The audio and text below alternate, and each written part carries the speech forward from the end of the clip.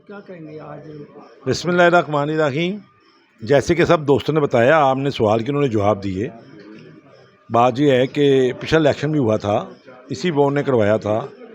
दोनों टीमों के जो मेंबरान थे, सीनियर मेंबर, उन्होंने दिए, इलेक्शन हो गया था। मेरा ख्याल इस वक्त पे ऐसे ही होना चाहिए था।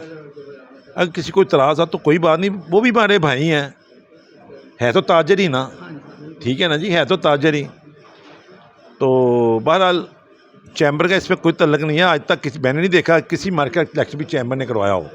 चैम्बर का ये जिम्मेदारी नहीं है, ठीक है। दूसरी बात कि अगर इधर मेरा ख्याल है तकरीबन 400-500 दुकान तो होगी, कि 300-400 दुकान तो होगी। अगर आप चैम्बर को जा कहते हैं कि हाँ आप हमारी मार्केट का इलेक्शन करवा दें, तो मेरा ख्याल है मार्केट की बेइज्जती नहीं कि उसमें इतने बंदे भी नहीं हैं, सीनियर बंदे नहीं हैं कि अपनी मार्केट का इलेक्शन खुद भी नहीं करा सकते, चैम्बर पर जिम्मेदारी डालने हैं। बहरहाल चलो, अपनी सोच की बात है, इसमें हम क्या कह सकते हैं।